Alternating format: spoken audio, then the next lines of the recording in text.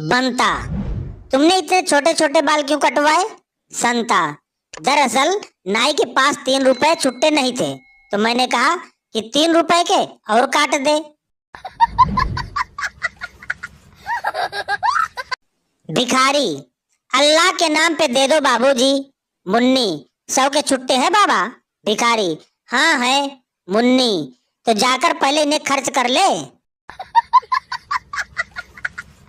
सुमित बोला, मेरे पापा इतने होशियार हैं कि वो जब भी माचिस लेते हैं तो माचिस की तीलियां डिब्बी खोलकर गिनते हैं।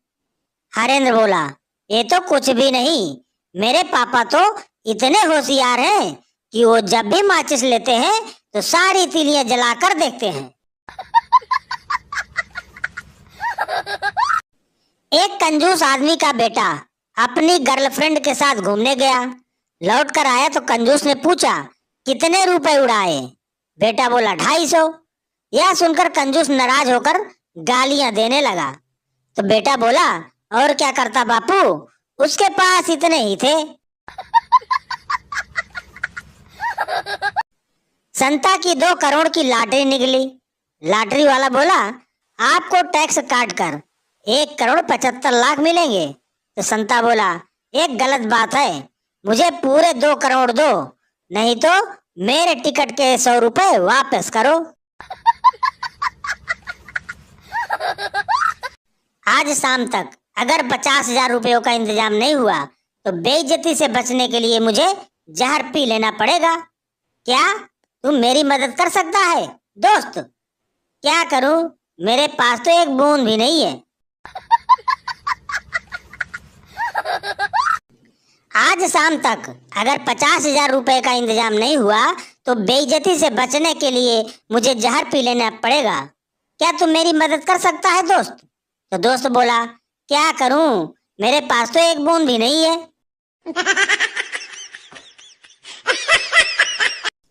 एक कंजूस जंगल से गुजर रहा था कि अचानक उसके पांव में कांटा चुभ गया। वो बोला, अच्छा हुआ चप्पल पहनकर नहीं आया, वरना उसमें छेद हो जाता।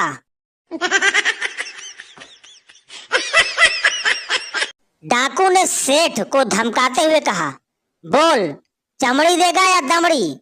सेठ बोला, भैया चमड़ी ही ले लो, दमड़ी आखिर बुढ़ापे में काम आएगी। 3 कंजूस दोस्त एक रोज प्रवचन सुनने के लिए गए। प्रवचन करता संत ने प्रवचनों के बाद किसी सत्कार के लिए सभी से चंदा देने के लिए पुरजोर अपील करते हुए कहा कि हर एक कुछ न कुछ जरूर दे। जैसे जैसे चंदे वाला थाल उन कंजूसों के नजदीक आता गया, वह बेचैन हो उठे, यहाँ तक कि उनमें से एक बेहोश हो गया और बाकी 2 उसे उठाकर बाहर ले गए। संता को उसके दोस्त ने अपने घर खाने पर बुलाया। निर्धारित समय पर जब संता दोस्त के घर पहुंचा तो देखा दरवाजे पर ताला लटका हुआ है और एक कागज चिपका है जिस पर लिखा है, मैंने तुम्हें बेवकूफ बनाया। संता ने फौरन होशियारी दिखाते हुए उस लाइन के नीचे लिखा, मैं तो आया ही नहीं।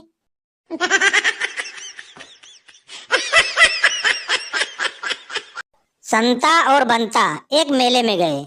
वहां एक हेलीकॉप्टर आया हुआ था जो मेले का चक्कर लगवाने के 100 रुपए लेता था। बंता हेलीकॉप्टर की सवारी करना चाहता था, पर संता बहुत कंजूस था। बोला, यार 5 मिनट की सवारी करके तू कौन सा राजा बन जाएगा? 100 रुपए आखिर 100 रुपए होते हैं। बंता फिर भी जिद कर रहा था और संता बार बार यही कहे जा रहा था कि समझा कर, 100 रुपए आखिर 100 रुपए होते हैं। उनकी बातचीत पायलट ने सुन ली। वह बोला, सुनो, मैं तुम लोगों से कोई पैसा नहीं लूंगा, लेकिन शर्त यह होगी कि सवारी के दौरान तुम दोनों में से कोई भी एक शब्द भी नहीं बोलेगा। अगर बोला तो 100 रुपए लग जाएंगे। उन्होंने न शर्त मान ली। पायलट ने उन्हें पिछली सीट पर बिठाया और उड़ गया। आसमान में पायलट ने खूब कलाबाजियां की ताकि उन दोनों की आवाज निकलवा सके, पर पीछे की सीट से कोई नहीं बोला। आखिर जब वो नीचे उतरने लगे तब पायलट ने कहा कि अब तुम लोग बोल सकते हो। यह बताओ, मैंने इतनी कलाबाजियां की, तुम्हें डर नहीं लगा? न तुम चीखे न चिल्लाए। अब संता बोला, डर तो लगा था, और उस वक्त तो मेरी चीख निकल ही गई होती जब बंता नीचे गिरा। पर तुम समझते हो यार, 100 रुपए आखिर 100 रुपए होते हैं। कौन कितना बड़ा कंजूस है, इस बात को लेकर संता और बंता में बहस हो रही थी। संता बोला, मैं इतना कंजूस हूँ कि अपने हनीमून के लिए मैं अकेला ही चला गया और आधे पैसे बचाए। तो बंता बोला, अजी ये भी कोई कंजूसी हुई? मेरी सुन, मैंने हनीमून के लिए अपनी बीवी को अपने दोस्त के साथ भेज दिया और पूरे पैसे बचा लिए।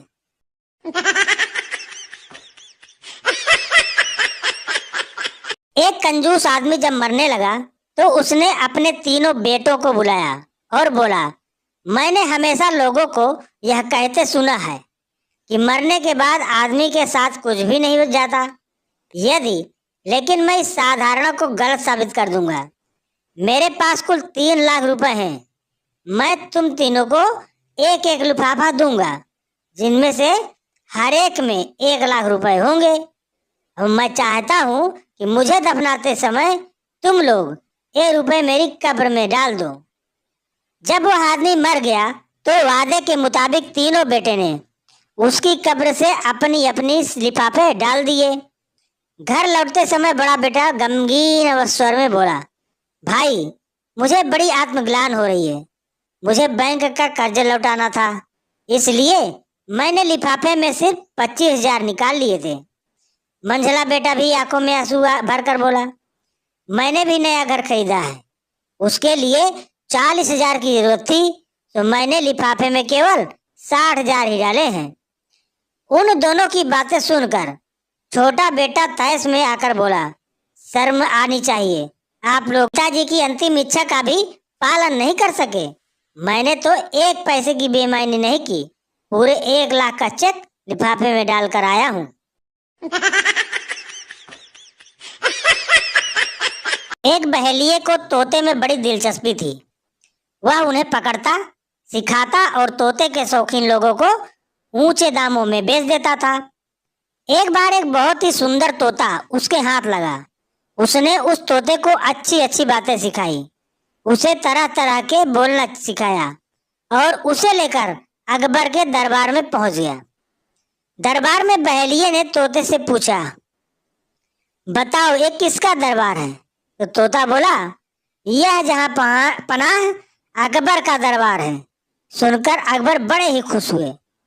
वह बहेलिया से बोले, हमें तोता चाहिए, बोलो इसकी क्या कीमत मांगते हो? बहेलिया बोला, जहां पनाह सब कुछ आपका है, आप जो दे वही मुझे मंजूर है। अकबर को जवाब पसंद आया और उन्होंने बहेलिये को अच्छी कीमत देकर उससे तोते को खरीद लिया।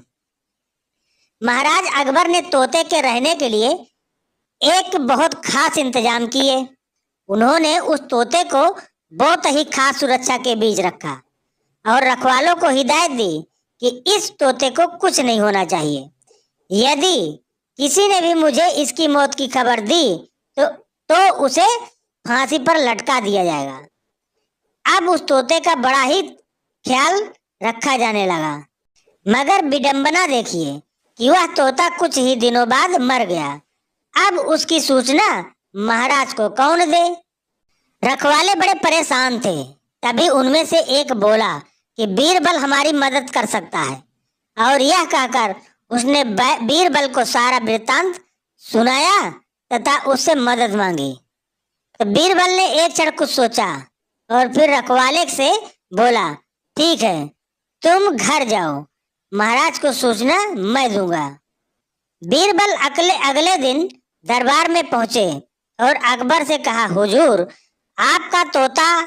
अकबर ने पूछा, हाँ हाँ, क्या हुआ मेरे तोते को? तो बीरबल ने फिर डरते डरते कहा, आपका तोता जहां पनाह?